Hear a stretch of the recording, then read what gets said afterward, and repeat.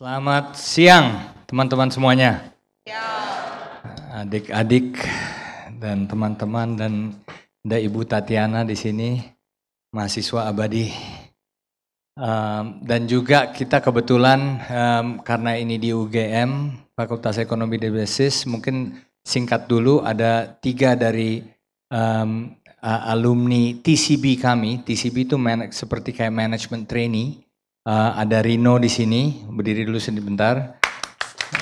Sudah 10 tahun di kita, nanti akan diperkenalkan lebih lanjut. Ada Agung di sini. Dari UGM sini juga S2 dan juga ada Gilang dari S1 yang baru lulus tahun 2018. Jadi baru 2 tahun yang lalu, 3 tahun yang lalu baru bersama-sama dengan kalian, tapi sekarang sudah dengan kita meniti karirnya di perbankan. Dan juga tentu saja nanti setelah ini kalau ada pertanyaan dan sebagainya, kita ada beberapa dari teman-teman kita, Ibu Lani juga Direktur Consumer Banking di sini bersama dengan beberapa jajaran dari kami, Pak Bambang, Pak Robi, dan Pak Tony dan berbagai senior dari CIMB Niaga. Jadi saya mau lihat lagi tadi yang siapa kata Pak Eko, siapa yang mau jadi bankir, bercita-cita jadi bankir. Loh, berarti ini tugas saya, tugas yang berat. Tidak ada yang mau jadi bankir. Satu aja. At least pura-pura deh. Ada yang mau pura-pura mau jadi bankir nggak? Oh, satu pura-pura, oke. Ada lagi yang mau pura-pura lagi? Oh, ada 2 di situ. Jadi kalian mau jadi apa? Pemegang saham banknya. Oke, mantap. Oke, mudah-mudahan nanti saya tanya lagi, mudah-mudahan lebih dari 2 orang yang berpura-pura mau jadi bankir setelah penjelasan atau sharing saya pada siang hari ini. Saya akan coba sharing aja. Saya lebih mencoba untuk lihat ada diskusi atau pertanyaan, tapi saya akan coba memaparkan apa yang coba saya bisa paparkan mengenai what's going on, apa yang terjadi di ekonomi kita, what's going on with the digital economy, dan bagaimana bank-bank, specifically CIMB Niaga, adapting atau responding to the changes in the digital economy ya. Jadi quickly aja, saya selama ini, saya totally bankir dari awal, saya belajar dari seperti Gilang, seperti Rino, dan seperti Agung di sini. Belajar dari bankir dari bawah, belajar muter-muter di berbagai dari departemen, entah itu kredit, treasury, investment banking, corporate banking, di cabang dan sebagainya, untuk seperti yang Pak Eko bilang supaya ada fundamentalnya bisa kokoh ke atasnya. Jadi quickly, saya mau sharing what's happening di economy. Ini banyak hal, tapi basically tahun 2019 adalah tahun politik untuk kita. Banyak sekali gejolak yang diakibatkan oleh politik. Akan tetapi itu sudah berlalu. BI rate itu merupakan patokan dari bunga di tanah air ini. Jadi bunga di BI itu Bank Indonesia perlahan-lahan turun. FX market rupiah kita sudah bergerak lebih strong ya. Di 13.600 sempat waktu itu 14.200, malah pada saat itu sempat 14.500 dan sebagainya, tapi udah bergerak turun. Bond market, bond itu obligasi, ya. Obligasi kita juga banyak peminatnya dari luar, banyak peminatnya dari dalam negeri, sehingga yieldnya itu bunga dari bond itu turun. Ya, kalau ada kalian di kuliah dari dari finance, bond yield dengan harga itu berbanding terbalik. Jadi begitu harganya naik berarti yieldnya turun. US-China trade war. Kalian tahu ada trade war di US sama China. Mereka saling mencoba untuk mendominasi tentang perdagangan di dunia ini. Fed funds turun, slow down emerging countries growth, dan coal price. Kenapa saya taruh coal price? Coal itu batu bara. Ya. Jadi ekonomi Indonesia itu selama ini adalah ekonomi yang berbasis kepada natural resources, kepada komoditas. Jadi dari tahun sejak Indonesia itu keluar dari krisis Krismon tahun 2001, 2002, 2003, itu ada yang namanya super cycle of commodities. Yang mana harga-harga komoditas, entah itu nikel, batu bara, emas, palm oil, semuanya itu naik. Jadi dengan sendirinya petani-petani di farmer, pekerja-pekerja batu bara, pekerja-pekerja di emas, semuanya mendapatkan windfall, keuntungan. Ya. Tapi akibatnya apa? Kalau harganya turun bagaimana? Lebih susah. Ya. Lebih susah kenapa? Karena harganya turun, keuntungan perusahaan juga makin tipis, dan tentu saja yang dipekerjakan juga mungkin nggak sebanyak seperti kalau harganya naik. Ini Indonesia sangat bergantung kepada komoditas. Ya, komoditas kita selain minyak, oil and gas, dua komoditas kita yang besar sebagai bahan ekspor itu apa? Siapa yang tahu? Ekspor komoditas kita siapa yang tahu?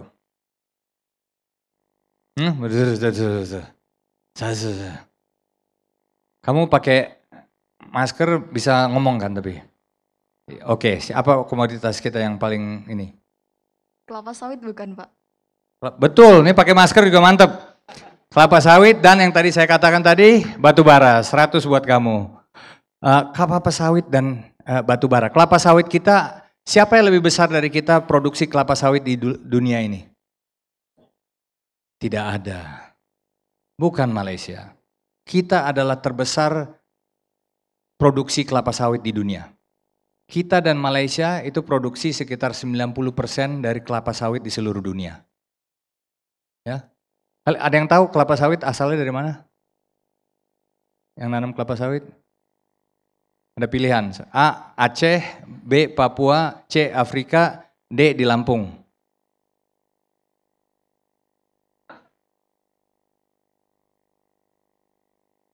Saya udah lupa tadi A apa ya? A. Aceh, B. Papua, C. Afrika, D. Lampung. Siapa? Kamu dari Lampung ya? Oh, kamu orang Lampung. Dia bilang Lampung. Ada yang bilang Lampung, setuju? Orang Aceh mana orang Aceh? Nggak terima biasanya orang Aceh. Hah? Dari Afrika, bos. Jadi kelapa sawit itu asalnya dari Afrika. Tapi itu kuliah umum lain lagi kalau bicarakan soal kelapa sawit. Tapi asalnya itu dari Afrika, dibawa ke Indonesia dan Malaysia, ternyata paling subur tanam di sini. Dan lebih teratur. Karena di Afrika itu banyak mungkin perang antar suku dan infrastrukturnya belum ada dan sebagainya. Tapi jadi Indonesia dan Malaysia adalah produsen terbesar kelapa sawit. Jadi begitu kelapa sawit itu harganya turun, bahaya untuk ekonomi kita. Ya, jadi petani-petani untuk beli motor di Sumatera, di Kalimantan, untuk beli rumah, untuk membiayai hidup dan sebagainya itu bergantung banyak dari kelapa sawit. Oke, anyway, ini baru first slide, jadi saya mesti buru-buru. Growth, perkembangan ekonomi kita bertumbuh 5%, masih oke, tapi memang terus terang di bawah ekspektasi dari kita semua. Ya, tapi masih tumbuh lebih dari 5%, cukup baik dibandingkan dengan dunia lainnya. Ini saya mau kasih sedikit gambaran sedikit aja. State revenue itu APBN kita ya. APBN kita apa sih pendapatan dari kita tuh, pendapatan APBN kita dari mana sebenarnya? Dari pajak, tax ya. Kalau kita lihat tax kita itu atau pajak 1.600 triliun tahun 2019 dan ekspektasinya 1.800 triliun ekspektasinya. Ya, dari 2.200 APBN. Ya. Jadi tapi kita lihat kita ada 260 juta jiwa di Indonesia dan taxpayer itu yang punya NPWP itu 42 juta. Ya, dari 41-42 juta itu yang submit benar-benar itu sekitar 11 juta. Jadi 30 juta tuh banyak yang belum submit sebenarnya NPWP-nya. Dan dari yang 11 juta itu adalah 17% itu pengusaha, karyawan yang udah dipotong duluan itu yang 89%. Nah kalau kita lihat ada yang namanya istilah tax to GDP. Ya, pajak dibandingkan dengan ekonomi kita. Nah kalau kita lihat, pajak dibandingkan ekonomi kita cuma 12%. Apa artinya?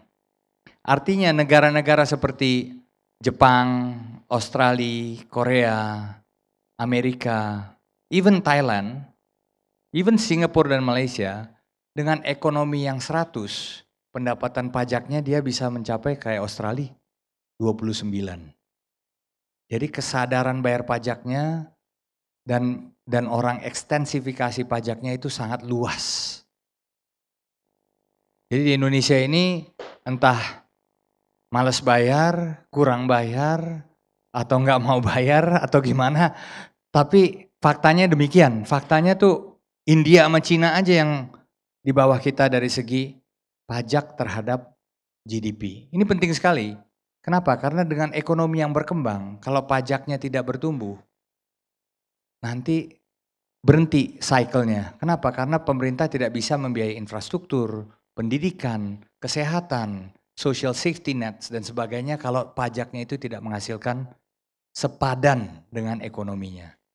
Ya, jadi ini kalau Ibu bicara dengan Ibu Sri Mulyani, dia terus mau meningkatkan tax to GDP ratio, pajak terhadap GDP rasionya. Ya. Workforce kita tuh ada yang orang pekerja kita 130 juta. Ya, 130 juta yang terdaftar dan 95% itu 5% unemployed.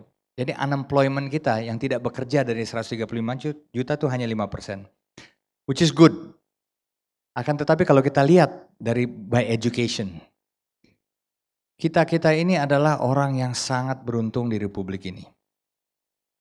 Karena yang ternyata dari 130 juta ini hanya 9% dari pekerja kita yang universitas. Sisanya ada yang nggak sekolah 2,6%, belum tamat SD, elementary, junior high school, SMA. Jadi hampir mayoritas dari pekerja kita itu nggak tamat universitas. Jadi kita merasa bersyukur, beruntung kita ada di sini sebagai bagian daripada yang 9% workforce ini nantinya. Sekarang saya mau tanya lagi, ada yang mau jadi bankir lagi nggak? Oh belum selesai, oke nanti deh. Oke, ngomongin bank. Bank itu ada namanya 4 klasifikasi dari BI. Ya, klasifikasi itu ada 4 dari BI, bank buku 1, buku 2, buku 3, buku 4. Jadi bank-bank itu totalnya ada berapa bank? Bank umum, belum BPR. Bank umum di Indonesia ini ada berapa bank?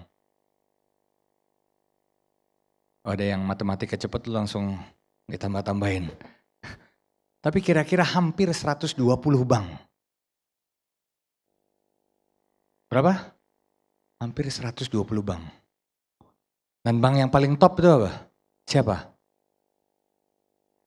Ya CIMB Niaga dong, kok ada yang bilang yang bank lain? Aduh, gimana sih? Saya ulangi, bank yang paling top tuh siapa? CIMB Niaga, ya udah jelas. Aduh. Jadi bank itu ada 4 tiering, di mana seperti piramid ya. Jadi bank yang paling atas itu hanya ada 6. Hanya ada 6 bank yang paling atas itu dengan modal yang minimum 30 triliun rupiah. Ya, jadi kalau bank-bank yang kecil di bawah tuh 1 triliun, ada yang sampai 5 sampai 30. Tapi kalau yang bank buku 4 namanya, itu di atas 30 triliun rupiah modalnya. Baru dari modalnya, sebagai bisnis, bank itu leveraging dari modalnya dan juga dari DPK, dana pihak ketiga, sehingga asetnya itu biasanya ratusan triliun. Ya. Dan tentu saja asetnya dari perbankan itu 53% itu di 6 bank ini. Ada 120 bank umum, sekali lagi belum termasuk BPR, BPR itu ribuan. Yang dari top of the pyramid ini 54%. Ya, total loans, total deposit, dan dari profitnya hampir 70% dari 120 bank ini hanya di 6 bank itu. Ya. Dan sekali lagi, yang paling top, ya oke. Ulang lagi, sekali lagi ulang lagi, Oke, so ini yang kita mesti lihat bahwa perbankan itu walaupun 120 tapi terkonsentrasi hanya di beberapa bank. Ya. Banking industry, jadi secara industri loans growth ini perkembangan dari kredit. Ya. Perkembangan dari kredit kita tahun lalu tuh agak melemah di 6%. Sebelum-sebelumnya 11%, di tahun 2017 memang 7 atau 8%. Kenapa pertumbuhan kredit ini penting dan selalu dimention oleh Pak Jokowi atau Ibu Sri Mulyani atau dari ekonom? Kenapa?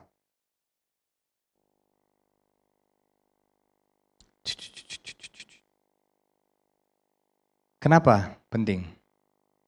Ada yang mau jawab? Ada yang berminat jawab? Ada yang pura-pura mau jawab? Karena ekonomi Indonesia itu banyak tergerak dari perbankan. Jadi banyak sekali kalau kita lihat lagi dari segi capital markets atau dari segi pendanaan di lain bank, itu jumlahnya sangat kecil. Total loans di perbankan itu lebih dari 5.000 triliun. Ya, sementara tempat-tempat di bonds dan lain-lain itu masih kecil. Jadi semua aktivitas ekonomi ini biar bagaimanapun bersentuhan dengan perbankan. Entah itu dari mikro, SMI, consumer, kita mau beli rumah, kita mau beli mobil, kita mau transaksi, kita mau perusahaan mau ekspansi, itu selalu bersentuhan dengan bank. Oleh karena itu,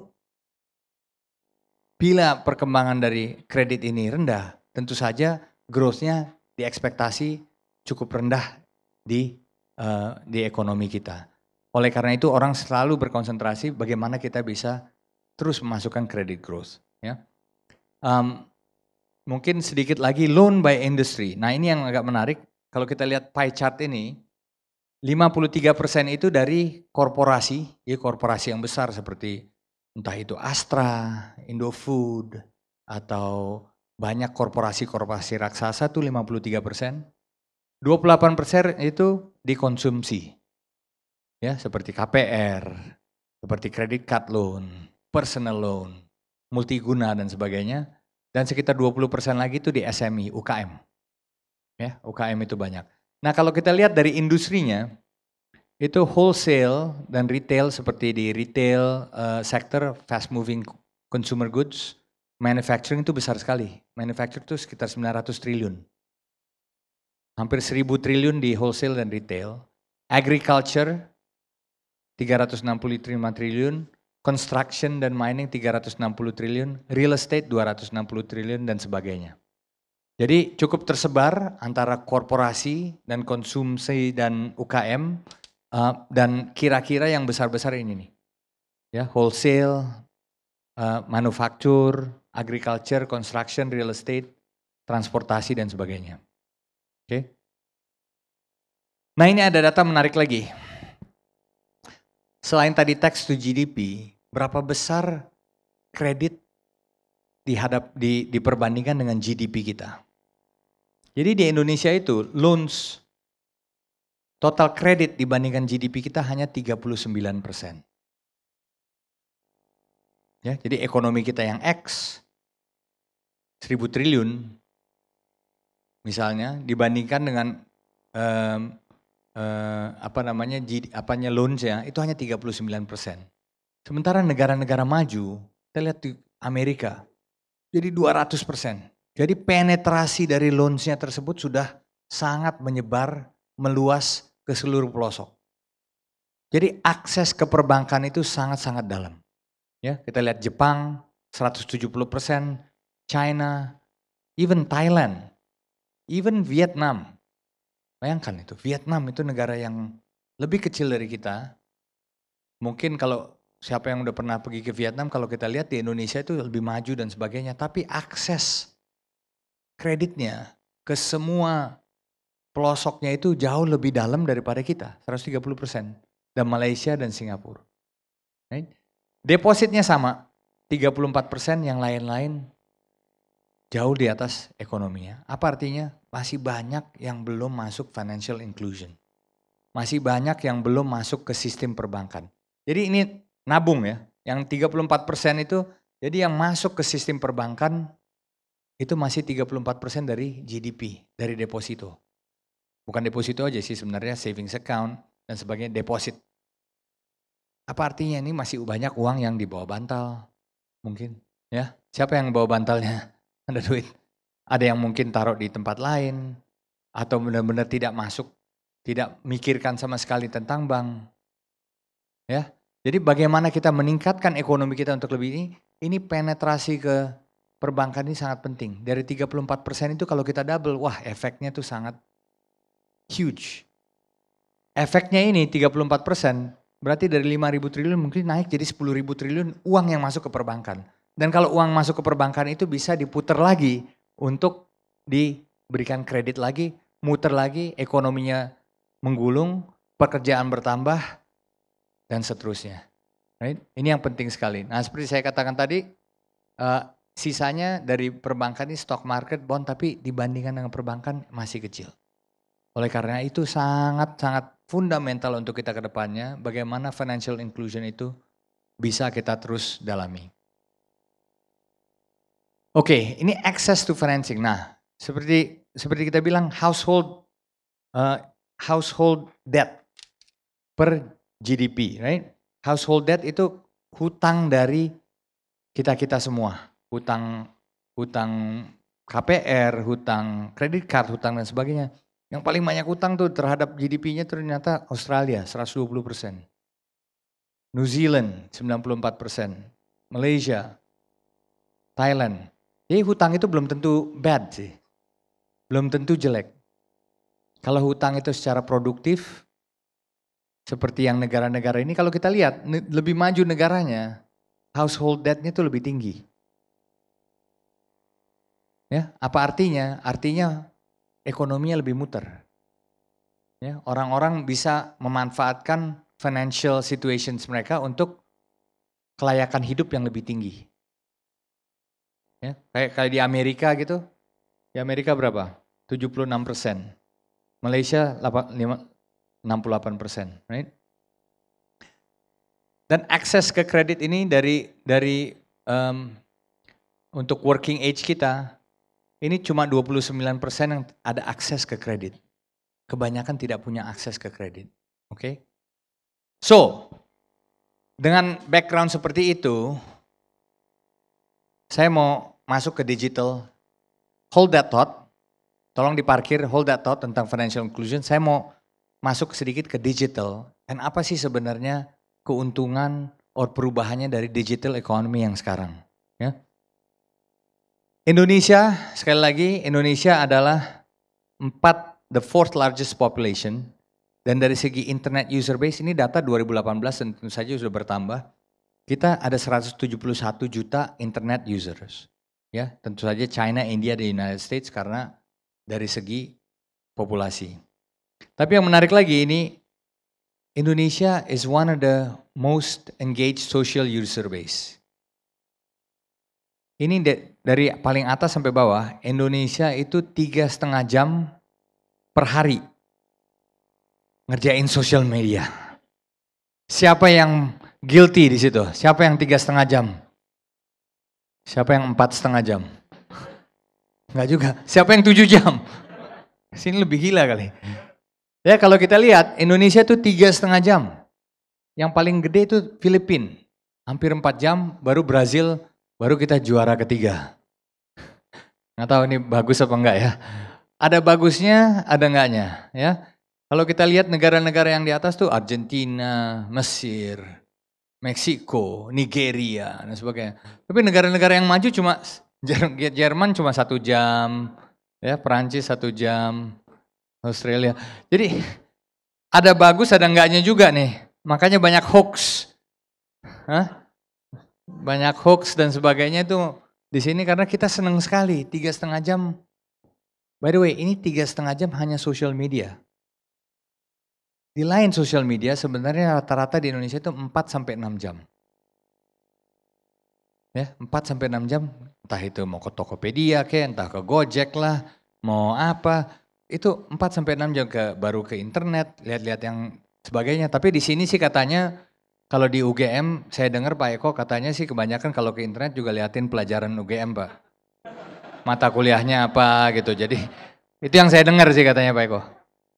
Kata mereka ya. Jadi this is something that's unique to Indonesia dan ini merupakan salah satu attractiveness of digital market di sini. Dari digital economy ini menarik, ini typical dari entah itu di Indonesia, entah itu di Singapura, di Brazil dan sebagainya. Kira-kira 40% tuh buat shopping. Ya, entah itu Tokopedia, Bukalapak, entah apa gitu. Baru yang lain 20% tuh gaming dan entertainment. Makanya banyak e-sports. Ya. Ada atlet e-sport di sini? Hah? Nggak ada? Oh, teman kamu? Siapa? Oh, kok pura-pura nggak lihat? Oh, kamu atlet e-sport ya? E-sport apa? Nah, saya tertarik loh tentang e-sport. E-sport apa? Apa? Oh, Mobile Legend. Kamu juaranya di ini FEB. Tapi itu sesuatu yang kita lagi liatin lagi terus terang. Secara perbankan bagaimana kita bisa masuk ke sana. Ya, baru media dan advertising, yang lain others. Baru 15% tuh baru finance. Ya, finance untuk fintech dan sebagainya. Jadi initiative in the market, e-money, P2P, artificial intelligence and robotics. Jadi ada beberapa, kalau kita ngomong, nah sekarang kita ngomong financial inclusion. Seperti tadi saya katakan, lebih dari 70% tidak mempunyai akses terhadap financing. Ya, kenapa? Kalau kita lihat yang sebelah kiri, biasanya ini yang traditional economy. Bank itu mesti ada physical verifikasi, ada credit history, perlu kolateral, ya. Pricingnya juga kalau misalnya yang informal, ini yang formal ya. Kalau informal tuh loan sharks apa? Loan sharks apa namanya? Apa bahasa Indonesianya? Hah? Lintah darat. Itu bahasa Indonesia yang baik dan benar apa bukan ya? Bukan kali, bukan. Rentenir. Rentenir ya, rentenir. Nah, kalau kita lihat makanya banyak fintech sekarang. Kenapa? Karena mereka bisa melalui cara baru, digital verifikasi. Ya, data poinnya juga bukan hanya berdasarkan credit history, tapi dari social media, payment application, e-commerce, dari kolateral banyak yang tidak minta kolateral, dan juga bagaimana mereka pricingnya juga tergantung dari risikonya. Jadi tiap orang yang biasanya mungkin kalau dilihat, wah dari transaksinya dia, dari social media atau dari phone-nya dia, ini transaksinya orang ternyata dia seller kemana nggak pernah nepatin janjinya. Dia kirim barangnya, ternyata barangnya tuh rusak terus. Yang kayak gitu-gitu tuh masuk dari perhitungan sebagai pricing dan sebagainya. Nah, fintech itu adalah financial technology companies, bukan bank, bukan asuransi, tapi mereka sebagai startups yang bermulai lebih cepat. Ya, di Indonesia ini sudah ada 164 fintech. Ya, bank kita 120 tuh itu berasal dari udah puluhan tahun dan ratusan tahun. Fintech ini baru mulai dari beberapa tahun lalu sudah 164. Ya. Yang register di OJK itu 139, yang udah memberikan license 25. Ya. Nah, outstandingnya itu sekitar 13 triliun. Masih kecil. Ya, dibandingkan dengan total kredit di perbankan tadi berapa? 5.000 triliun. Masih kecil, tapi growth-nya sangat-sangat cepat. Ya. Ini ada sedikit, ini aja mungkin gak terlalu detail, tapi borrowersnya itu ada sekitar 18 juta borrowers. Dan kebanyakan male. Beda tipis sih, 5148 ya. Nah ini ngomongin digital juga kita mau lihat juga sebenarnya dari internet users, apa sih mereka kerjain apa sih? So 96% mereka semua search online for a product or service to buy. Maksudnya sebelum kita beli, dia selalu search. 96% pasti langsung search. Ya. 91% pasti visit an online retail store. Ya. Dan seterusnya dan seterusnya. Intinya adalah kita tidak bisa tidak pasti masuk ke digital economy, pasti masuk ke online, pasti masuk ke mobile phone kita untuk ngecek, beli, transaksi dan sebagainya. Ya. Nah ini menarik juga, average amount of e-commerce purchase by country. Apa artinya? Artinya berapa sih, spending berapa sih kalau kita ke Bukalapak, ke Tokped, atau ke Shopee dan sebagainya. Indonesia itu ternyata kalau dilihat, ini Januari data Januari 2019, itu $89. Sebenarnya cukup besar sih, 1 juta rupiah kira-kira, 1 juta 100 rupiah. Tapi kalau kita lihat average worldwide itu 630. Ya, 630 tuh hampir ke 8 juta. Nah kalau kita lihat di Amerika itu $1.900. Besar. Di UK 1.600. South Korea 1.500. Jadi apa maknanya? As our economies grow bigger, ekonomi kita makin pesat, makin maju dan sebagainya, ini angka dari $89 pasti akan terus naik ke atas. Mudah-mudahan naiknya ke atas ke arah yang OECD countries tersebut. Itu yang kita coba antisipasi. Ini di Indonesia total annual amount spent on consumer e-commerce categories. Ya, fashion dan beauty. Nah, ini beli-beli lipstick, beli bedak aja $2,3 miliar. Banyak amat ya. Ya. Electronics 2,6 miliar. Ya. Food, ini di Indonesia aja loh. $1,5 miliar. Right? Furniture 1,6 miliar. Travel. Nah, ini travel juga gede nih, 9,3 miliar. Travel. Dikit-dikit travel ke sini, semua orang sekarang juga beli travelnya online. Ya, entah itu lewat Traveloka, tiket.com, pergi-pergi dan sebagainya. $9,3 miliar masuk ke lewat digital economy. Right? So intinya digital economy is big and getting bigger and getting bigger and getting bigger. Unavoidable. Ya. Dan dari tadi kita lihat 70% tidak masuk ke penetrasi keuangan dari traditional banks dan sebagainya. Bagaimana digital economy itu bisa membantu dengan teknik-teknik dan penetrasinya sendiri. Dengan begitu, bagaimana kita CIMB Niaga adapting to this digital, karena kita harus beradaptasi. Mau tidak mau, suka tidak suka, kita harus beradaptasi. Right? Jadi kita bukannya musuhan dengan fintech ini, tapi kita berkolaborasi. Kita berkooperasi dengan mereka. Ya, entah itu lewat channeling sebagai payment points, atau kita belajar, terus terang kita juga bisa belajar dari mereka bagaimana dengan ada yang namanya alternative credit scoring. Ya, credit scoring yang bukan berdasarkan, kalau credit scoring tradisional di bank itu, Anda sudah berapa lama bekerja, Anda sudah pendapatannya berapa, ya, ini kolateralnya bagaimana, sudah berapa lama menjadi nasabah di perbankan, ada track recordnya yang namanya SLIC di OJK, kita lihat dia track recordnya bagus apa enggak, itu misalnya. Ya. Terus ditanya tinggalnya di mana, masih tinggal sendiri atau apa dan sebagainya. Kalau alternatif credit scoring dia lihat dari behavior kita. Ya, kita nggak bisa lari. Jadi ada orang yang tulis, oh alamat saya bekerja di sini. Tapi kelihatan di teleponnya, dia nggak pernah ke alamat itu misalnya. Saya tinggalnya di sini.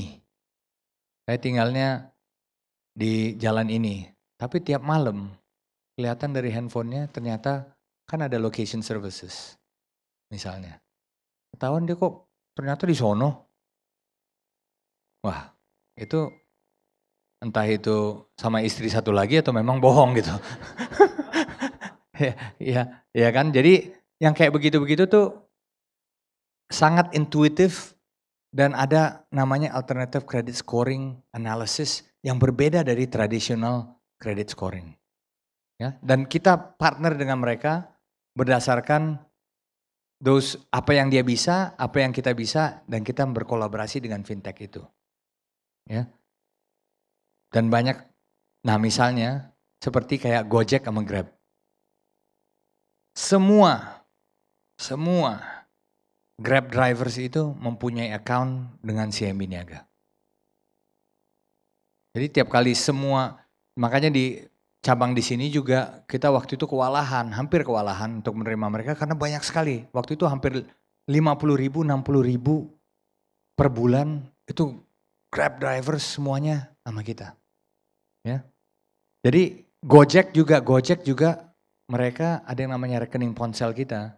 Mereka menerima pembayaran dan sebagainya dari Gojeknya sendiri itu banyak melalui rekpon kita. Ya. Dan that's why kita bilang kolaborasi dengan Gojek, kita kolaborasi dengan Grab. Kredit pintar itu fintech. Ya. Bagaimana mereka perlu funding juga. Karena fintech ini nggak punya funding. Dia bilang P2P, tapi yang nabung di fintech tuh nggak banyak. Ada yang nabung di fintech sini? Ada nggak teman-teman nabung di fintech? Ada yang nabung di CIMB Niaga nggak? Malu-malu, ntar dapat permen kok. Jadi yang nabung di fintech tuh nggak banyak. Dan mereka perlu funding. Dan fundingnya itulah yang banyak disediakan oleh bank. Coinworks sama juga WeChat Pay. Kita adalah bank pertama yang diberikan license oleh Bank Indonesia untuk bekerja sama dengan WeChat. Kalian tahu WeChat? Ya, WeChat itu jadi di China itu penduduk ada 1,3 miliar, mungkin usernya ada 1 miliar dari WeChat. Ya, jadi WeChat Pay dan Alipay itu yang dominan dan kita ditunjuk sebagai partnernya yang pertama, CIMB Niaga oleh Bank Indonesia diberikan license mendahului bank-bank yang lain. Oke, so makanya kita harus terus mengembangkan digital capabilities kita, QR kita, nanti boleh dicoba di bazar nanti bagaimana, dan ada diskonnya berapa? 50% ya. Dan bisa beli kopi, katanya beli kopi di foreign 5.000 perak katanya. Saya juga gila juga, murah juga ya. Saya mau jadi mahasiswa lagi nih Pak Eko. Dan banyak hal-hal yang kita permudah melalui QR kita dan our mobile digital capabilities. Ya, ini digital capabilities kita di mobile banking harus benar-benar convenient dan the customer experience has to be there. Jadi Anda teman-teman, adik-adik make mobile banking kita misalnya harus convenient, harus mudah, harus enak, harus easy. Ya, harus cepat. Jadi mungkin saya ada videonya sedikit tentang mobile banking kita.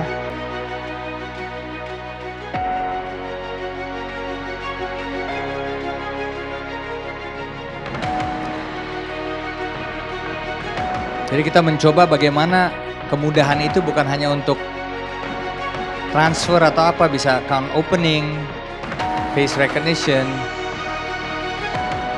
QR is very important dan BI udah meluncurkan QR Indonesia Standard. Cardless withdrawal, kita bisa tarik tanpa harus kartu. Ya.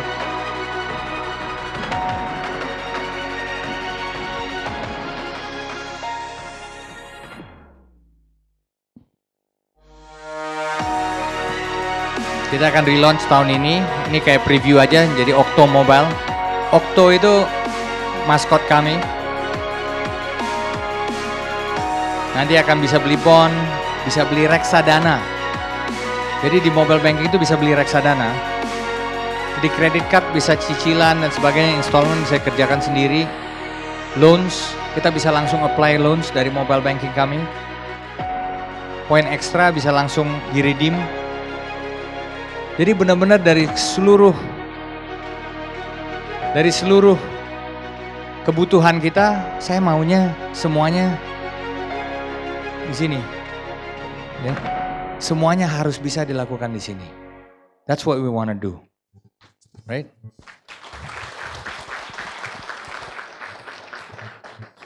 Ya namanya semuanya bisa. Katanya Bulani, palu gada. Apa lu mau gua ada katanya. Ya. Oke. Oh ada itunya terakhir ya. Oke. Nah, sekarang apa yang kita lakukan dari ini? Nah, ini yang kita baru resmikan secara formal, tapi sudah soft launch dari 2 bulan yang lalu adalah seperti ini. Ya, sebagai leading digital bank kita mau launching ini di kampus. Ya, kita ada di UGM dan beberapa kampus yang lainnya untuk working space, pembukaan account. Tadi yang buka account sini Hilmi nggak ada di sini ya? Oh, ada tuh Hilmi. Ya, tadi Hilmi buka account berapa menit? 3 menit. Hebat nggak? Kok kurang kamu ini gimana sih Hilmi? Aduh. Gimana, hebat nggak buka account cuma dalam 3 menit? Hebat Pak. Hah? Hebat. Kurang yakin saya. Hebat nggak? Hebat jelas Pak. Hebat siapa? Hebat apanya? Siapa? Siapanya yang hebat Hilmi? CMB dong. CIMB? Hebat. Niaga? Iya, hebat? CIMB Niaga. Oke. Makasih Hilmi. Jadi buka account dan kalian bisa coba, dan ini yang kita mau terapkan. Bahwa semuanya harus mudah, harus easy, harus cepat. Gak usah bertele-tele, buka account 3 menit langsung. Ya, karena kemudahan itu orang juga capek kan, orang gak mau ngantri, orang gak mau nunggu, orang juga gak mau lama-lama dan sebagainya. So, that's what we wanna do, dan kita mudah-mudahan kalian bisa menggunakan co-working space-nya dan sebagainya untuk belajar dan sebagainya. Jangan untuk pacaran, untuk belajar lah. Oh Pak Eko-nya udah gak ada. Kita juga meluncurkan yang digital lounge seperti ini di residential, seperti kita luncurkan baru-baru ini di Kemang, ya. Itu ada oktonya. Nah, ini ada satu lagi yang menurut saya cool. Ada yang namanya RPA, robotics. Apa tuh artinya? Ada yang tahu? Apa sih ini bots ini?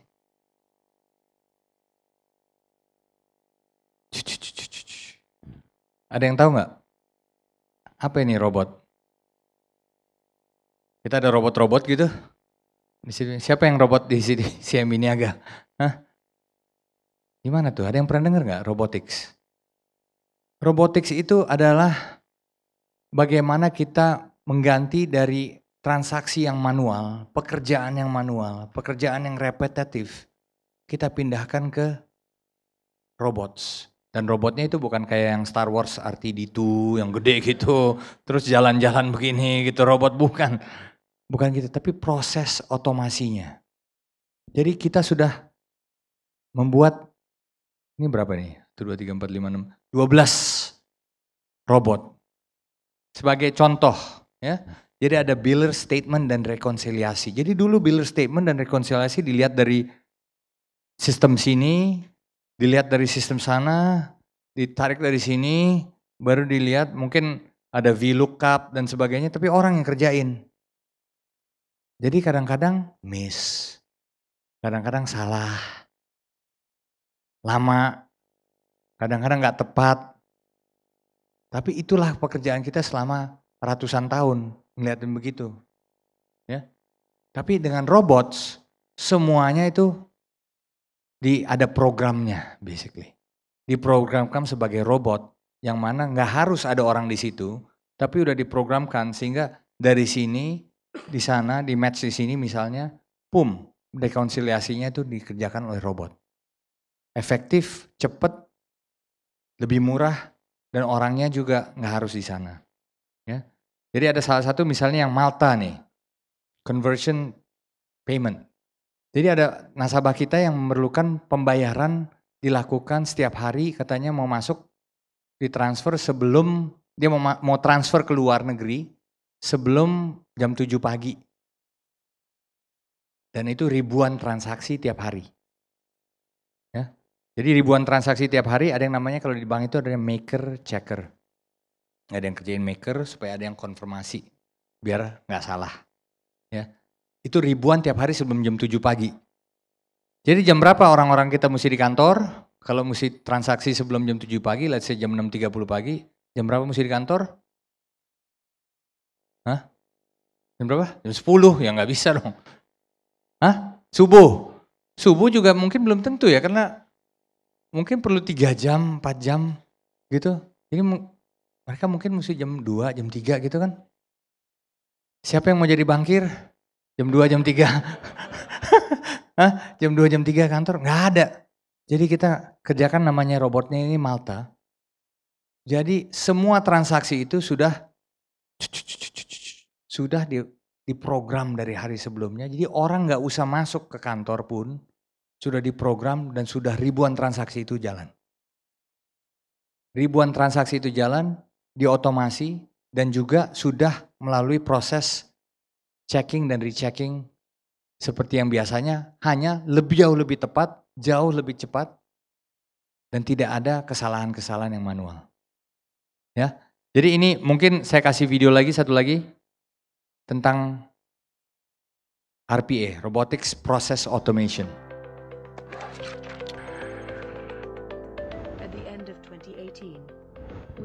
Suaranya kali ya, diulang dulu kali.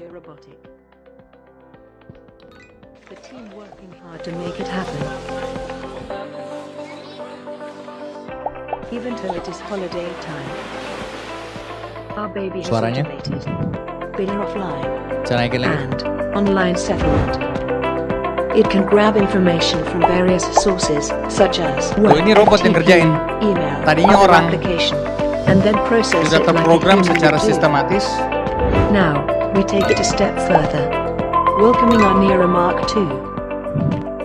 Automating banking statement validation process. Nah, Handling validasi a banking various type statement. of statement. And also, billing statement validation process. Validating many billing type. Imagine before implementation. Repetitive validation process. That needs to be done. Even at the weekend. Depending on the statement cycle. With Oh, Nero kerjanya kayak Mark gitu II, tadinya. we use many sources to validate statement against system data. Nero will extract information from PDF-generated statement and ETP data. The result will be compiled in the matched and unmatched report.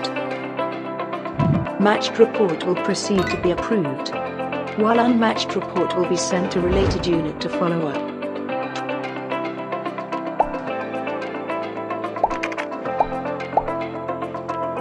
Nero will take some sample for checking.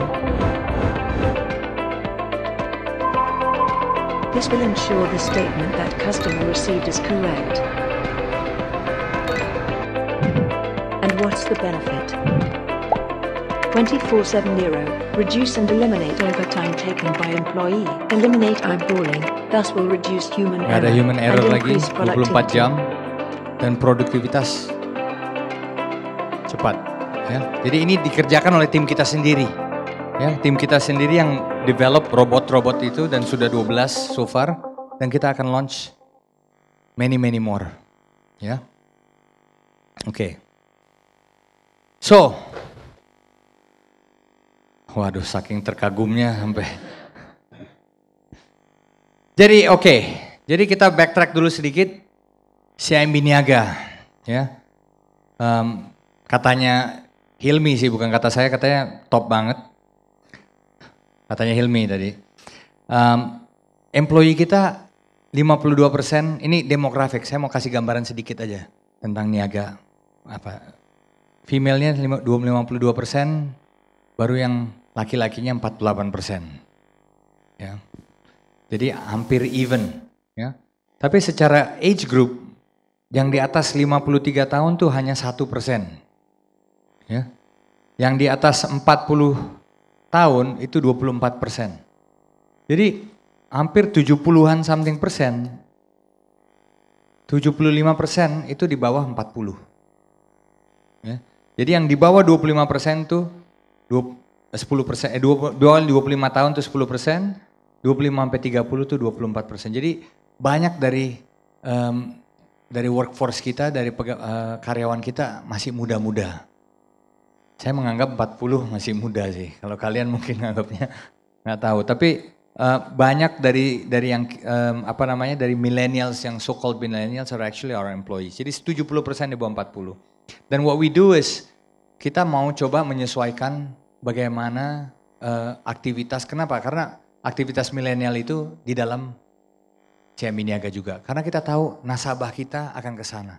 Seperti saya katakan tadi, kita harus terus mencari bagaimana kita serve our customers of today and our customers of tomorrow. Right? Jadi we do a lot of activities. Jadi Friday kita casual, hari Jumat kita casual. Kita tea time kita adakan dengan direksi, dengan senior management, dengan saya. Kita mau cari banyak input juga dari staff-staff, especially yang muda-muda juga ya. Ini saya mau sharing sedikit bagaimana cara kerja kita, makanya kita kerjakan dengan yang robotics, kenapa kita kerja seperti yang mobile. Ini ada sedikit cara kerja bagaimana kita develop internet banking kita yang baru. Dan ini kita kerjakan sendiri.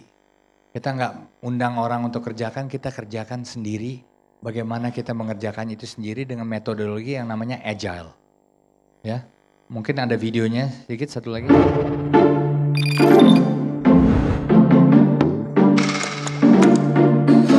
Clicks itu internet banking kita, sedang kita develop.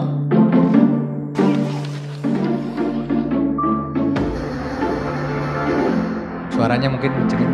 Halo, selamat siang. Sekarang saya lagi ada di gedung Sinergi Alam Sutra dan saat ini saya punya kesempatan untuk melihat bagaimana tim CMB Niaga mengerjakan proyek terbaru yang sudah ditunggu-tunggu oleh sebagian besar nasabah CMB Niaga, yaitu adalah proyek NewClicks. Nah, di dalam proyek ini akan dibagi menjadi 5 squad atau 5 tim. Kita akan melihat bagaimana cara mereka bekerja secara detail.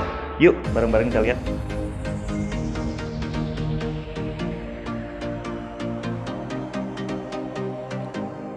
Jadi banyak open space, brainstorming, tiap squad.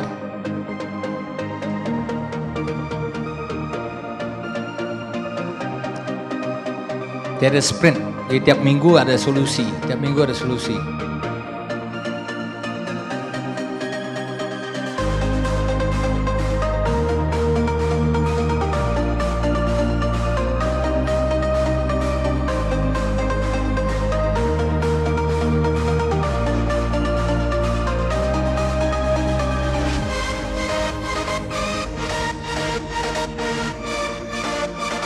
Jadi lihat dari customer angle, apa sih sebenarnya customer maunya. Oke, itu dia ya. Kita lihat sebagian besar cara kerja dari tim CMB Niaga dalam menyelesaikan proyek terbarunya yaitu NewClicks. Ada banyak sekali metode-metode baru yang pastinya seru banget ya. Ya, seperti event storming, sprint planning, retrospective, and definition of done. Nah, kita bisa lihat mereka itu adalah tim yang penuh dengan dedikasi tinggi dan juga sangat dinamis dalam bekerja. Dan semua itu dilakukan untuk bisa menyelesaikan proyek NewClicks tepat waktu.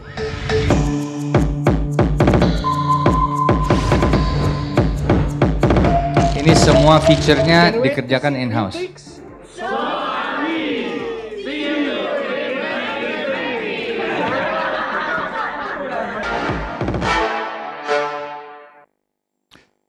Okay, so with that, sebelum saya ke Q&A, saya mau undang dulu 3 alumnus dari FEB UGM untuk memperkenalkan diri, mungkin cerita sedikit tentang pekerjaannya di CMB Niaga dan apa yang excite sama buat CMB Niaga. Mungkin dari Rino, Agung, dan Gilang silakan.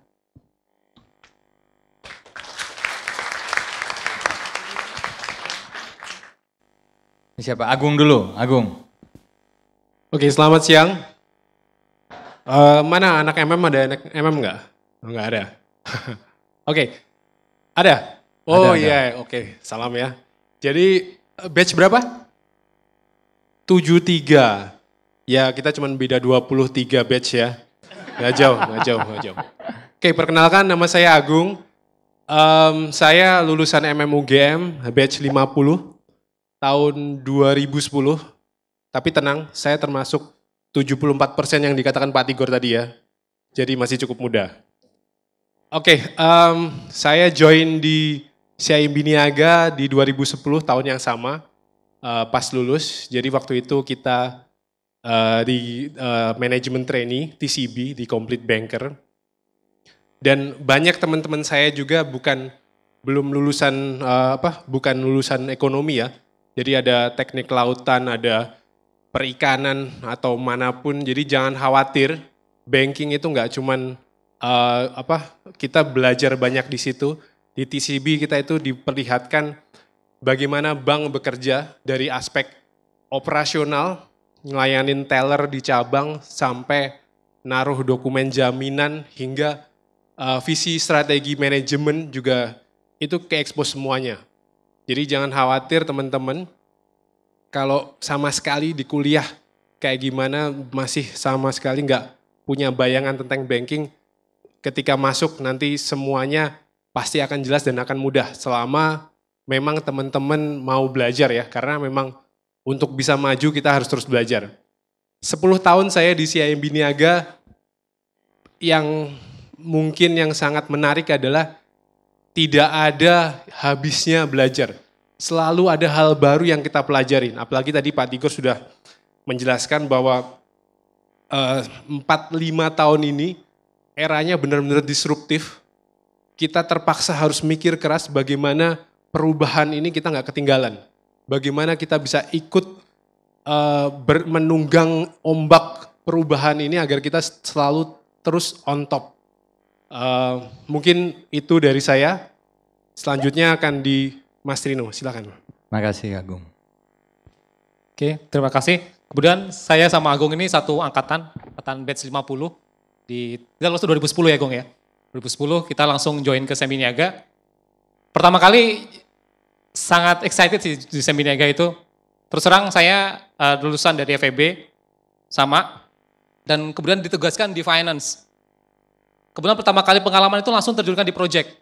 Projectnya pun nggak main-main nih, projectnya project besar. Project JVMS waktu itu. Jadi kita Bank CIMB Niaga waktu itu mengganti aplikasi dari GL-nya sendiri. Jadi mengganti aplikasi urat nadinya si bank. Dan kami dari TCB langsung dicemplungin di situ. Kita sangat banyak belajar dari situ. Dikasih kesempatan oleh manajemen. Dan tadi baik lagi kita dikasih kesempatan untuk tadi berdiskusi. Bahwa kita nggak ada mengenal batasan Pak. Jadi kita waktu di TCB, kita sama teman-teman juga diskusi is life. Jadi kita setiap hari itu diskusi. Jadi tidak ada problem yang tidak bisa kita selesaikan. Karena itu keputusan kita bersama. Sampai saya ini saya dari mulai awal sampai saat ini saya megang di finance. Kebetulan bergerak juga dikasih kesempatan di project namanya juga 1P, core banking kita juga pernah diganti Pak. Waktu itu kita mengganti core dan kita juga ikut di situ. Jadi alumni ini termasuk dari Mas Agung juga dan beberapa teman juga ikut di situ. Jadi sangat konsep kita untuk di kuliah itu kita belajar tentang teori, tapi yang praktikal kita tuh lebih banyak lebih luas itu aja. Semoga kalau teman-teman dengan adanya ini tertarik untuk join di CIMB Niaga dan kita tunggu di CIMB Niaga. Thank you Rino.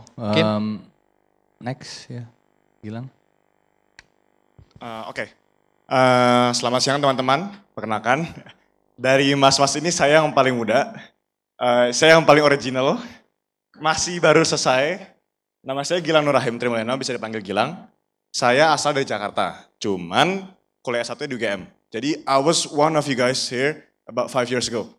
Saya kuliah itu ilmu ekonomi. Saya daftar yang join programnya international program, yang IUP. Saya kuliah 2013, selesai itu 2018, saya setengah tahun di Belanda, di Groningen. Selesai itu saya sempat setahun dulu di RSM. RSM itu kalau teman-teman ada yang tahu itu adalah KAP. Saya bergerak di bidang consulting, risk advisory sebenarnya. Yang tahun lalu saya join ke program Complete Banker atau TCB ini. Nah, kalau Mas tadi kita kan udah berteknis nih, kalau saya kan masih baru. Nah, saya itu baru join TCB itu selama 6 bulan. di sini di program ini saya diberikan kesempatan untuk melihat beberapa macam divisi dari pertama consumer, terus ntar ada wholesale, support, ntar ada project. Kayak gitu. Jadi untuk teman-teman yang ingin masuk ke banker program, ini adalah program yang paling suitable karena kita bisa melihat overview dari semua bank itu. Dari tiap industri itu kita bisa ngeliat kayak gitu. Dan kenapa sih saya pengen masuk bank dari awalnya? Ini untuk sharing aja. Jadi dulu saya ikut kelasnya Pak almarhum Nopirin. Ada yang tahu Pak Nopirin ya? Masih dapat kan almarhum Nopirin. Nah, beliau itu ngajar moneter. Jadi dia bilang uang itu adalah darah dari suatu negara atau darah dari suatu manusia. Jadi kalau mau lihat negara itu sehat apa enggak, ekonomi itu sehat apa enggak, kita lihat dari uangnya. Perputaran uangnya itu secepat apa, selambat apa, seperti itu. Terus dia bilang, nah kalau mau lihat uangnya berarti kamu kerjanya di mana? Di bank. Soalnya kenapa? Kamu bisa ngeliat nih ekonominya bagus apa enggak. Kita bisa ngeliat, oh perputaran uangnya secepat apa, lendingnya secepat apa, financingnya secepat apa, seperti itu. Di situ saya ngeliat bahwa, oh iya bener, untuk menjadi seorang orang yang lengkap di ekonomi gitu, kita bisa melihat berbagai macam sisi dari ekonomi, masuklah ke bank. Kenapa? Karena kita bisa ngeliat dari sisi lending sampai financing. Orang yang ngasih uang sampai yang berikan uang, kayak gitu. Jadi itu adalah sharing kenapa saya masuk ke program TCB atau Compass Banker dari CIMB Niaga itu sendiri. I think that will be all, Pak. Thank you. Thank you. Give a hand, tolong tepuk tangannya untuk Gilang, Agung, dan Rino. Terima kasih. Thank you guys. Oke, sebelum pertanyaan Q&A, saya mau tanya sekali lagi, siapa di sini yang mau jadi bankir? Come on dong, saya udah ngomong udah 45 menit nih, masih nggak ada yang at least pura-pura lah. Siapa di sini yang mau jadi bankir? Siapa yang di sini mau jadi bankir di CIMB Niaga? Oh, lebih banyak lagi. Oke. Thank you. Oke, so I think mungkin kalau boleh saya open ke Q&A atau gimana, Miss MC? Iya benar. Untuk sesi tanya jawab yang pertama, boleh untuk 3 penanya dulu. Oh, 3 Silakan. dulu. Selamat siang Pak Tigor, kenalkan nama saya Jaya dari MMUGM. Janer? Jaya. Kok Janer sih? Jauh amat. Oke. Ya, yang dari Bapak paparkan tadi tentang platform dari CIMB Niaga, itu kan saya lihat lebih menyasar ke konsumen nasabah perorangan ya. Lalu bagaimana strategi dari CIMB Niaga untuk menyasar nasabah dari corporate? Terutama dari segi kreditnya. Mengingat juga fakta bahwa Indonesia kan suku bunganya termasuk tinggi di antara negara ASEAN dan juga di dunia ya. Itu gimana strateginya? Terima kasih Pak Tigor. Perkenalkan Pak, nama saya Harisa Rahmahurunisa dari... Sorry, namanya? Harisa. Clarissa? Karisa? Iya. Oke. Semester berapa? Semester 3 dari Magister Sains Akuntansi. Oke. Yang akan saya tanyakan di sini Pak, tadi cukup menarik bahasanya mengenai digitalisasi. Untuk saya pernah membaca ada sebuah artikel mengenai perbankan dan fintech itu sebenarnya teman atau musuh. Nah, dari segi bank sendiri, menurut dari CIMB, bagaimana bentuk kerjasama dari fintech dan bank CIMB sendiri, dan apakah adanya kerjasama itu akan berpengaruh pada regulasi yang ada, regulasi keuangan di Indonesia ini. Kemudian pertanyaan yang kedua, mengenai digitalisasi dan otomatisasi, itu kan otomatis akan berpengaruh kepada sumber daya manusia ya Pak ya. Nah dari CIMB sendiri, Bank CIMB, bagaimana mengelola SDM-nya agar tidak terdisrupsi oleh digitalisasi dan otomatisasi teknologi. Terima kasih. Very good question, thank you. Selamat sore buat kita semua, selamat sore Pak Tigor. Sorry. Perkenalkan saya Samuel Silitonga dari S1 Akuntansi, Ala angkatan kita 2015. Ya, ala kita Pak. Ala kita. Ya. Nah pertanyaan dari saya akuntansi ada dulu. semester berapa? Sekarang semester 10 Pak. Semester 10, oke. Ya. Nah pertanyaan saya ada 2. Yang pertama terkait credit scoring.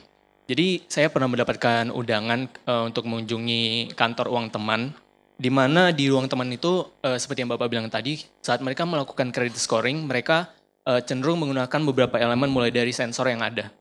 Nah, pertanyaan saya berkaitan dengan fenomena millennials zaman sekarang. Kebanyakan millennials bekerja sebagai pekerja kreatif, baik bentuknya sebagai barista atau fotografer dan segala macam, di mana mereka tidak memiliki slip gaji atau bahkan mereka kayak mendeteksi sebuah credit scoring dan mereka itu cukup sulit. Pertanyaan saya, bagaimana langkah yang mungkin CIMB Niaga terapkan untuk bisa meng-capture millennials yang credit scoringnya ini menjadi sebuah challenging di Indonesia. Nah, untuk yang kedua terkait digital currency. Dulu waktu saya magang di Bank Indonesia. Terkait digital currency. Dulu waktu saya magang di Bank Indonesia, saya pernah punya mentor seorang ekonom ahli, di mana kami banyak berbicara tentang digital currency, terutama yang baru-baru ini sedang akan launching, yaitu Libra dari Facebook. Dan ini merupakan salah satu yang sangat disruptif banget untuk interbank settlement. Bagaimana langkah CIMB Niaga untuk setidaknya memitigasi ataupun juga ada strategi-strategi jangka panjang untuk terkait digital currency ini, Pak. Sekian pertanyaan saya, terima kasih. Oke, makasih Samuel. Oke, yang pertama mungkin quickly ya, Jaya. Dari segi, memang hari ini kita bicara banyak mengenai consumer portfolio dan digitalisasi dan sebagainya. Tapi sebenarnya kalau CIMB Niaga, total loans kita, total kredit kita tuh mungkin sekitar 200 triliun. Ya. Korporasi itu sekitar 70 triliun, jadi cukup besar juga. Yang namanya commercial space itu 30 triliun. Ya. Jadi baru UKM dan consumer itu sisanya. Jadi hampir rata lah kira-kira. Kalau kita lihat UKM dan consumer itu hampir setengah, yang corporate dan komersial itu juga hampir setengah. Jadi cukup rata. Partisipasi kita cukup besar seperti proyek-proyek infrastruktur pemerintah, jalan tol, power plants, atau ports, pelabuhan dan sebagainya, kita sangat turut berpartisipasi. Jadi misalnya yang proyek besar seperti kalau di Jakarta itu LRT, kita berpartisipasi sebagai salah satu bank yang MLA namanya, Mandated Lead Arrangers. Untuk jalan tol di sini ada beberapa jalan tol ruas-ruasnya juga kita.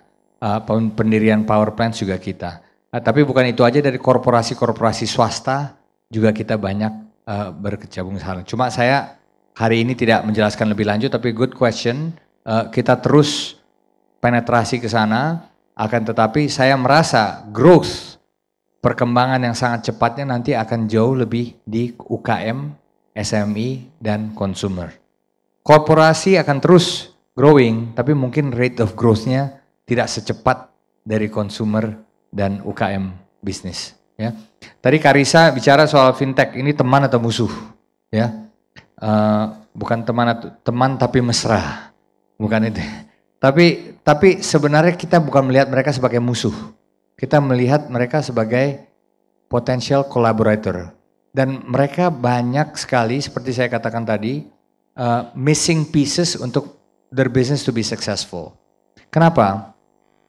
For example, yang paling utama untuk fintech to be successful adalah selain credit scoring, penetrasi dan sebagainya, fundingnya. Funding yang masuk ke fintech itu nggak banyak. Jadi they still need, mereka tetap memerlukan bank atau institusi untuk channeling dananya supaya bisa disebarkan atau diberikan kredit kepada nasabah-nasabah mereka. Jadi kerjasamanya ini menurut saya sangat diperlukan oleh kedua belah pihak. Mereka perlu fundingnya, dan kita mungkin perlu asetnya, dan kita perlu belajarnya cara alternatif credit scoring dan sebagainya. Jadi saya rasa ini puzzle yang cocok ya, yang pas. Kebutuhan dia kita miliki, kebutuhan kita dia miliki juga, dan saya rasa it's a win-win solution. Dan SDM yang tadi dikatakan tadi, bagaimana nih, kan udah banyak otomasi, udah banyak robotics, ini akan ada orang nggak nih? Ya, jadi kalau kita kilas balik di ini kan otomasi ini kita ngomong baru dari tahun 2010 ke depan lah, kira-kira digital industrial revolution 4.0. Tapi sebenarnya bank yang pertama meluncurkan ATM di Indonesia itu siapa? Hah? Bank pertama siapa sih? CIMB Niaga, ya. Itu tahun 80-an. Dan orang waktu itu mungkin berpikir juga, waduh, ini ada ATM di mana-mana. Ini perlu orang nggak nanti? Perlu teller nggak? Perlu ada orang yang meladeni nggak? Semuanya pada kesini, customer service, orangnya perlu nggak? Kenyataannya 30 tahun kemudian setelah kita luncurkan ATM pertama di Indonesia, kenyataannya masih banyak tuh. Ya. Jadi menurut saya, satu, digitalisasi ini bukan berarti orangnya tidak diperlukan, tapi skillnya mungkin berubah. Ya, approach-nya mungkin berubah. Kemampuannya mungkin harus sedikit berubah. Dan itu yang kita lakukan dari segi training, upskilling, digital penetration kita terhadap learning, itu kita lakukan. Jadi mudah-mudahan, kalau menurut saya orang akan tetap dibutuhkan, tapi mungkin skillsnya berbeda. Mungkin lebih banyak developers yang akan dibutuhkan. Mungkin nanti akan lebih banyak orang-orang yang dari segi konsep yang akan dibutuhkan.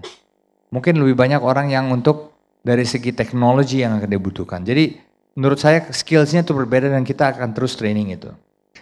Samuel mengenai credit scoring, millennials, betul. Itu challenges-nya, makanya banyak dari masyarakat kita tidak mempunyai akses kepada perbankan karena kalau karyawan kan lebih gampang.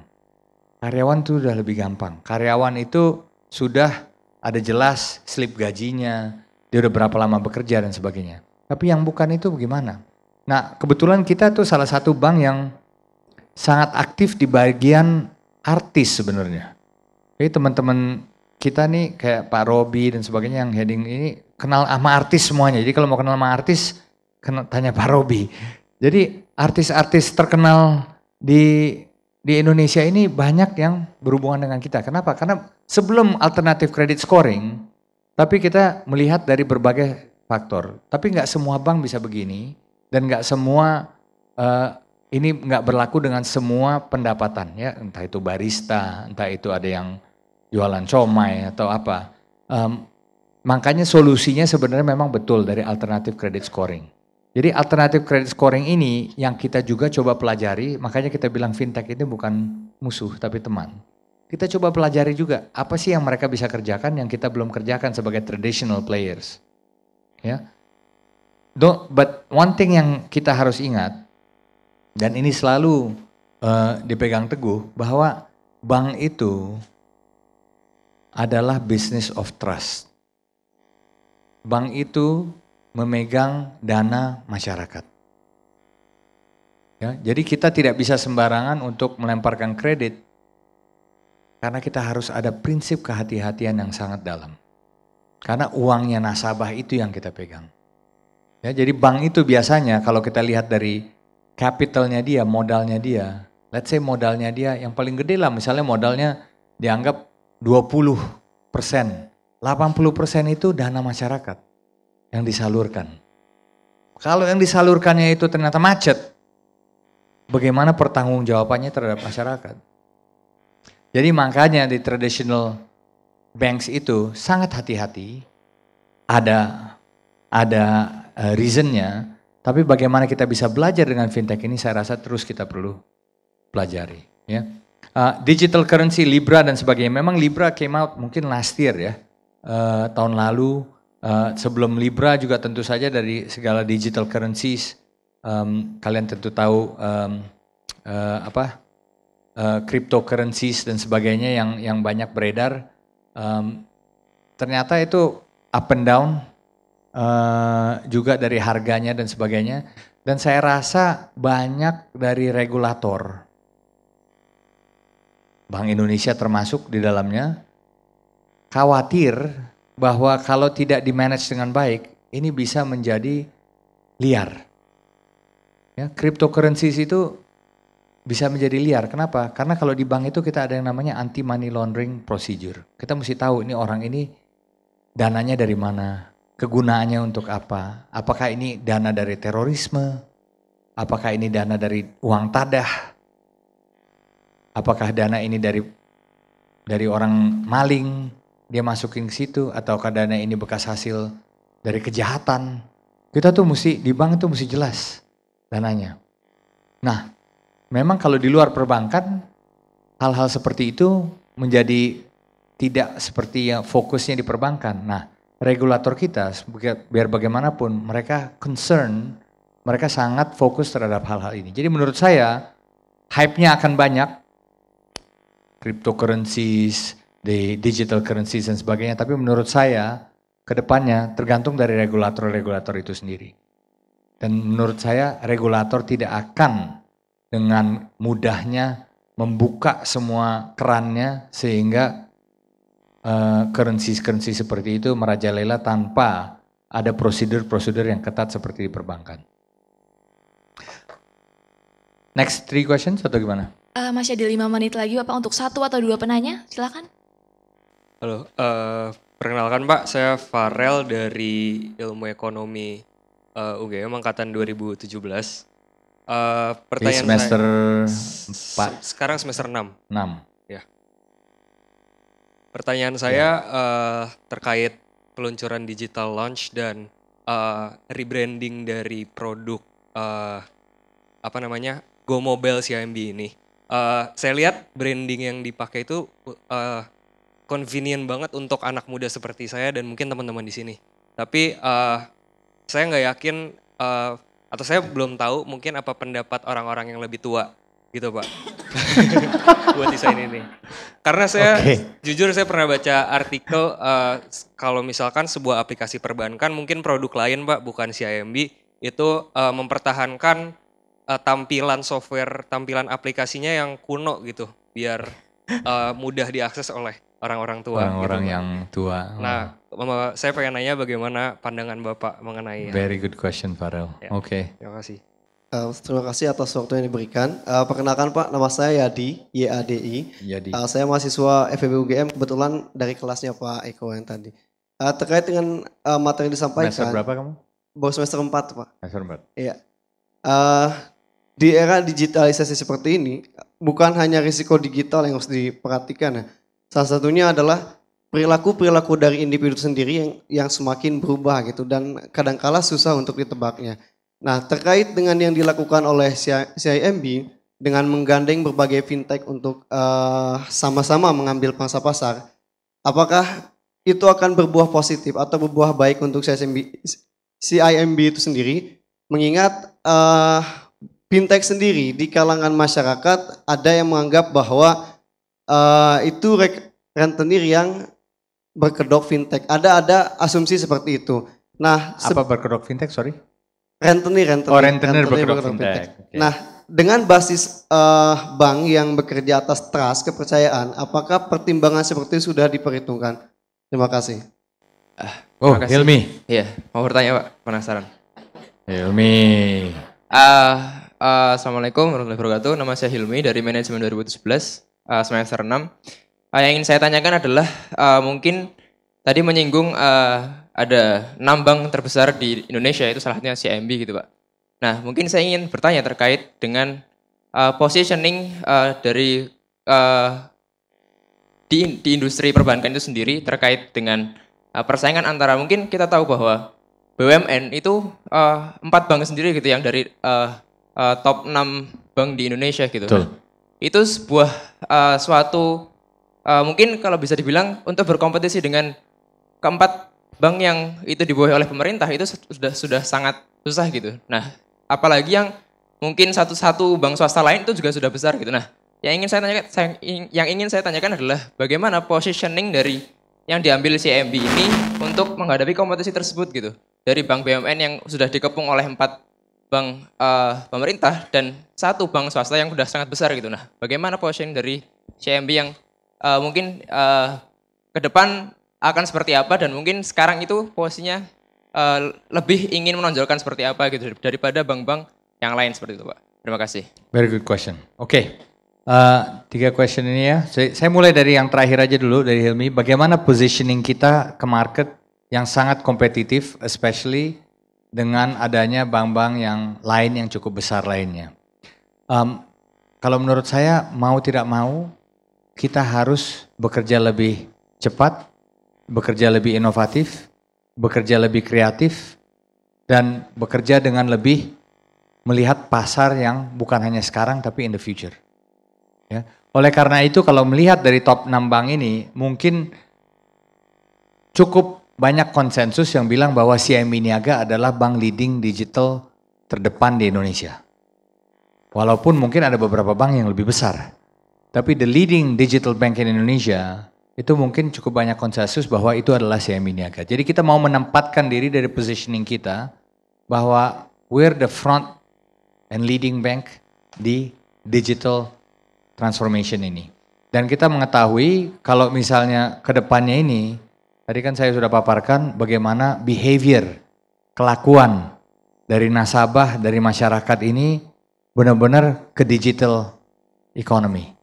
Dan kami merasa dengan kita menjadi leading bank di situ, bukan hanya dari segi consumer, tapi juga dari transaction bankingnya. Jadi di korporasi juga saya nggak touch secara dalam, di korporasi itu juga kita melakukan banyak hal-hal yang inovatif. Seperti misalnya, kita baru launching 2 minggu lalu, namanya VCN untuk bisnis. Itu kita bank lokal pertama yang meluncurkan itu. VCN itu adalah namanya Virtual Card Number. Jadi pembayaran untuk korporasi terhadap supplier-suppliernya itu bisa dilakukan dengan namanya credit card yang korporasi, tapi numbernya itu tiap supplier bisa beda. Tiap hari bisa beda. Jadi kalau credit card kita nih, itu numbernya sama semua kan. Tapi kalau virtual card number, kita mau setup misalnya, oh saya mau bayar untuk supplier ini aja dengan card number yang ini. Jadi kalau card number ini dipakai untuk supplier yang lain, itu berarti mungkin kemungkinan fraud atau transaksi yang salah atau gimana. Itu animonya untuk demand ini sangat besar. Ini inovasi yang kita lakukan dan kita baru luncurkan 2 minggu yang lalu. Jadi banyak transaksi seperti dari online merchants ya.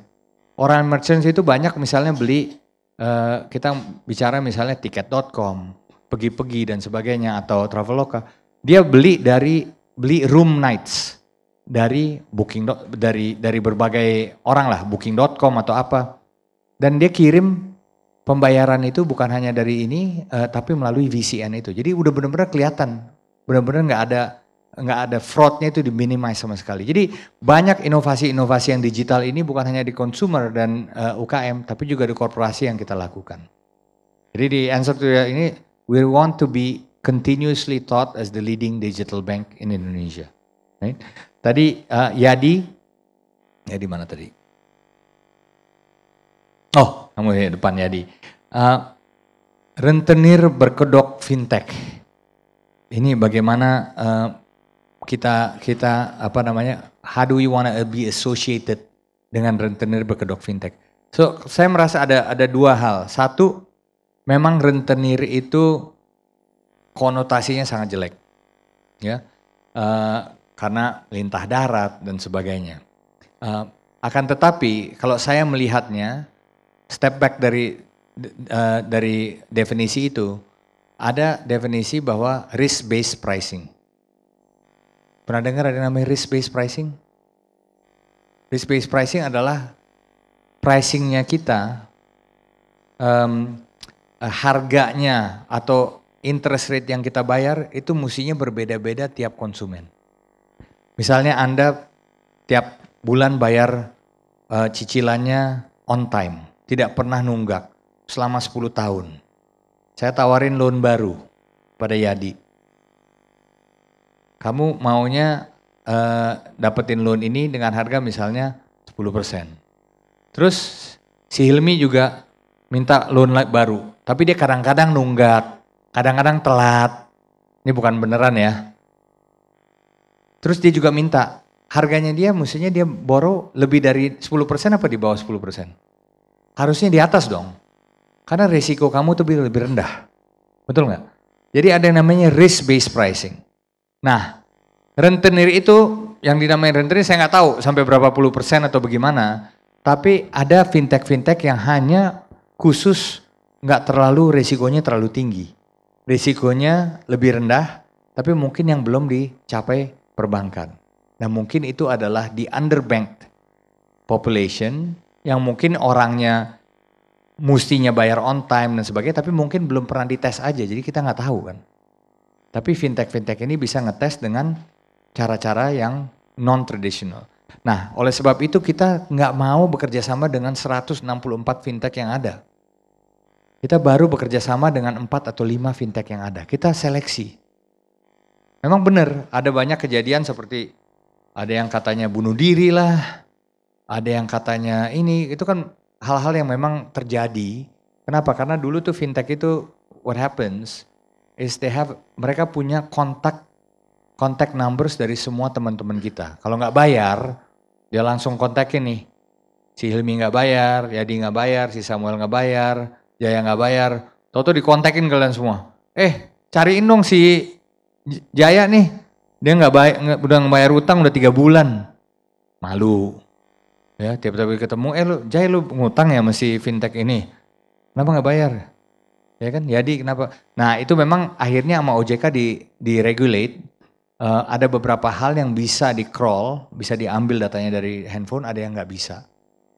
Untuk meminimize tekanan-tekanan itu. Tapi the answer to your ini, kita aware sekali tentang reputational risk kita. Oleh karena itu kita sangat hati-hati memilih partner kita. Makanya sampai sekarang hanya ada 4 atau 5 partner kita akan buka lagi tapi sangat hati-hati. Ya. Farel suka dengan digital lounge, suka dengan Go Mobile kita, tapi yang tua-tua bagaimana? Mana si Farel? Ya. Jadi kalau menurut kita sih, memang ada segmentasinya masing-masing. Ya. Dari segi nasabah kami, apakah ada nasabah kami yang nggak mau pakai mobile banking, yang mau datang ke cabang, mau interaksi aja dengan RM dan sebagainya? Ada. Dan oleh karena itu makanya saya bilang tadi, bukannya berarti dengan digital economy ini tahu-tahu semuanya jadi robot, semuanya menjadi ini. Ada segmen-segmen tertentu yang bisa dengan mobile ini, dengan digital penetration, ada yang memang enggak. Yang bisa tentu saja kita akan berikan kemudahan itu. Nah, the trick is, the customer of the future, yang Anda yang muda-muda ini kan akan tua juga kan nanti kan. Kalian nggak muda forever loh. Kalian tuh akan jadi tua juga. Tapi dengan tua, kalian menua, tapi kalian sudah used to all this digital economy. Mungkin nanti ada something lagi yang baru. Tapi kalian ini akan menjadi generasi penerus yang sudah born dengan digital economy. Jadi untuk the future, the customer of the future, kami berkonsentrasi penuh ke sana. Tapi tentu saja kami tidak mau meninggalkan nasabah-nasabah kami yang selama ini membantu kami dan bekerja sama dengan kami. Mungkin itu aja dari saya. Sekali lagi, siapa yang mau jadi bankir? Siapa yang mau jadi bankir di CIMB Niaga? Thank you very much. Terima kasih semuanya. Terima kasih.